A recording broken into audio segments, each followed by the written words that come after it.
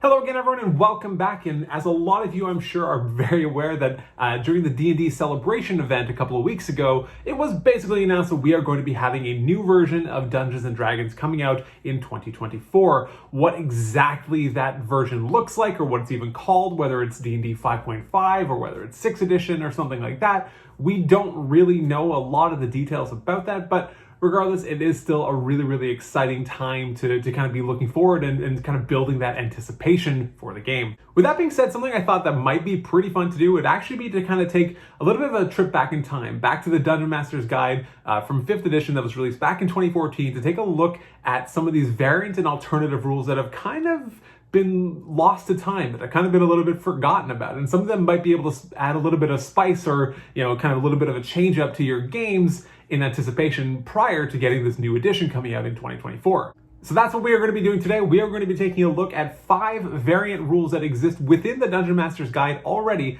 that might help kind of change up your game, or you might find something a little bit really interesting to kind of build off of. Before we do continue, if you have not already, please do consider subscribing to the channel. It is a significant and a massive help to me. The numbers have been starting to climb up a lot recently. It's been really nice to see. So please do consider if you have not already. But with all that kind of being said, let's just move on into it. So the first variant rule that we're going to be taking a look at are actually 2 new abilities. Now, if you've been playing D&D for some time, you're very familiar with the 6 core stats that we have. We have Strength, Dexterity, Constitution, Intelligence, Wisdom, and Charisma. You know them like the back of your hand. You've been playing with them for a long time. But in the Dungeon Master's Guide on page 264, there are actually 2 alternative abilities that are actually to be used potentially in addition to those main 6, potentially giving you as many as 8 ability scores. And these are the notions of Honor and Sanity. So the idea of an Honor and a Sanity score are pretty much exactly what they sound like. Honor is kind of something which can be tangentially related to Charisma in some capacity, but it's largely to be used in cases where your sort of performance and your dignity and the way that you kind of go about carrying yourself or acting in particular situations would have more of a dramatic effect than maybe the way that you can necessarily just speak to someone. Even the way that you carry yourself can be specifically tied to your Honor score. In the Dungeon Master's Guide, they do also give a couple specific examples for when you might actually want to use your Honor score. Something I think which is really interesting about this Honor score is that it really kind of taps into this idea of even completely unspoken actions. Just kind of the way that you hold or carry yourself can actually have a pretty large impact on your Honor. Another really kind of neat variant is that Honor scores can actually increase over time, much as any of the other 6 abilities would, but you cannot actually do so using the standard ability score improvements.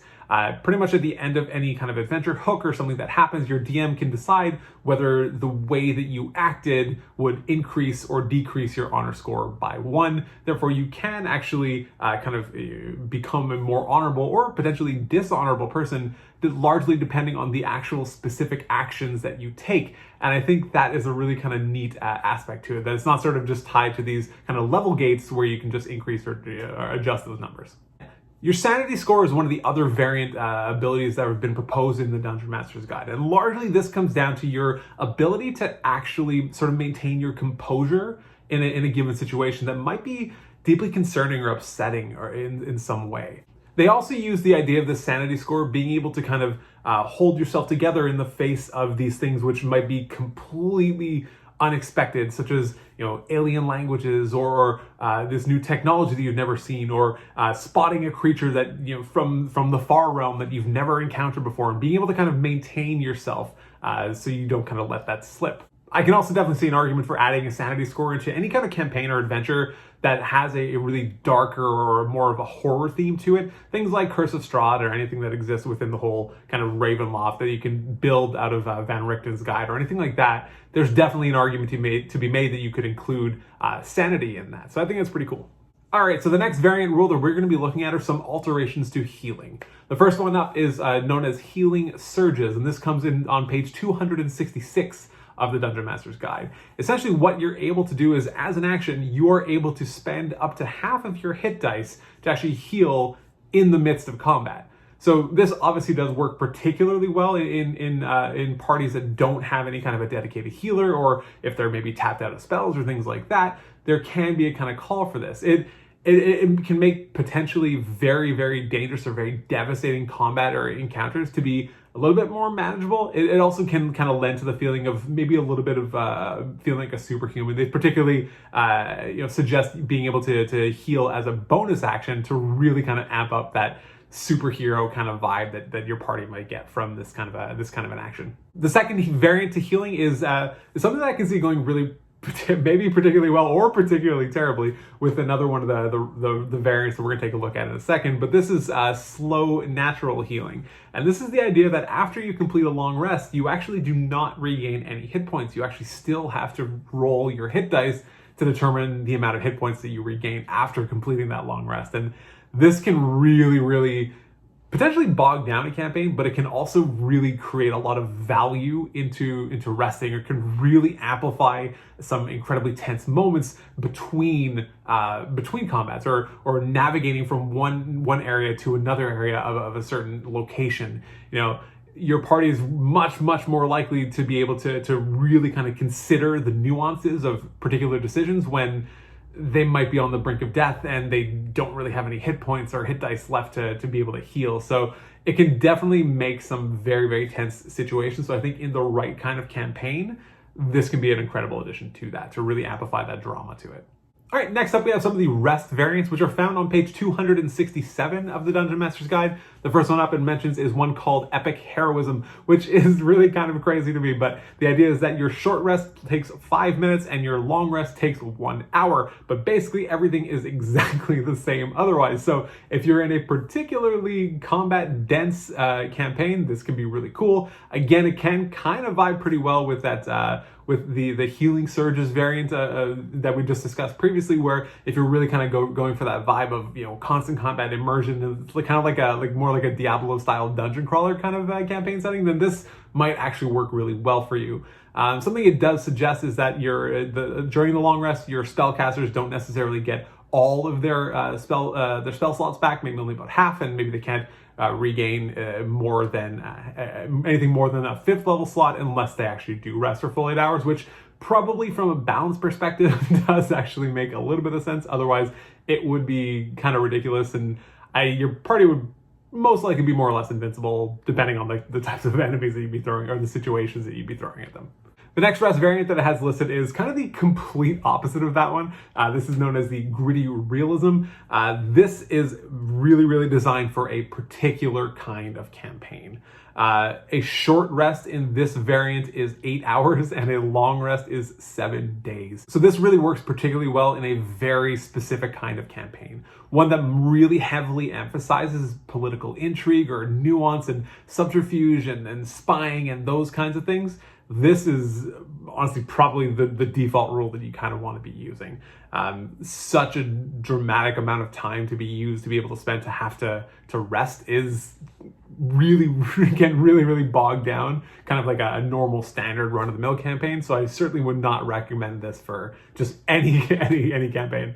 Next up, we have some variants to the initiative rules, and initiative is one of those areas that a lot of people have seemed to take an issue with over the course of 5th edition, and it's possible we'll see some kind of a revamp or an adjustment to it with whatever the next version is, but regardless, there already exists some sort of variations in the Dungeon Master's Guide already, so we can take a look at it. All right, so the first option it gives us right away is just a straight up initiative score. So this is just a flat value, just like any other ability. It is equal to 10 plus your dexterity modifier, and it basically never changes. Unless your dexterity modifier changes, that is your initiative. So every single combat, you will be at 12 or 13 or 14, whatever your initiative modifier, whatever your initiative score is, it will never change.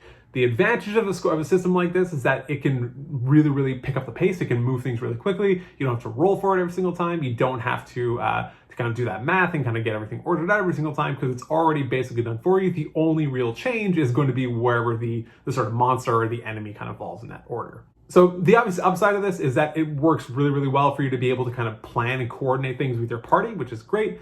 Obvious downside of this is it becomes incredibly predictable. You know exactly who's going to go. You might end up into a situation of a lot of kind of almost even unintentional min-maxing when you kind of realize that once so-and-so goes here and then I go there and then they go there, you kind of learn the kind of the best optimal options that you can do in every single combat to dramatically influence the outcome of that. And some people might really enjoy that aspect of it. I kind of really like the dynamics of rolling initiative. I think it's kind of just fun to be able to do that.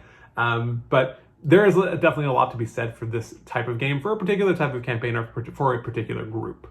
The next variant for initiative is side initiative. So this is kind of where you roll a 1d20 for everyone on your side, and then the enemies roll a d20 on their side. And no modifiers, nothing happens. Whoever rolls higher goes first, and then it's that entire side goes, and then the other entire side goes. Again, this is great for speeding things up. It's incredibly great for teamwork and being able to coordinate and communicate with your party and set things up in a really, really great and effective way.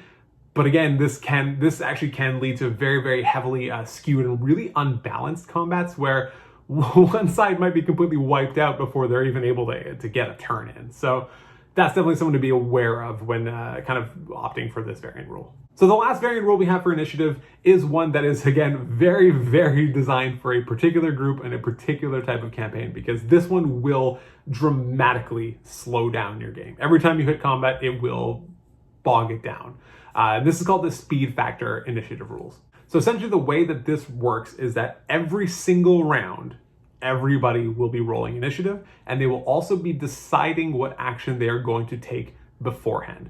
They can't change it. They need to sort of lock it in and figure out what they're going to be doing, and what action they take is going to decide what their modifier is on those initiative rolls that they're going to be making every single round. So they do actually provide a table for this, so you can kind of get a good idea of what exactly that looks like. So like I said, every round you roll your initiative die, and then you will either add or subtract a number to it, a modifier, depending on what you're doing. And you can add or subtract any of the modifiers that apply, but you will never do the same one twice.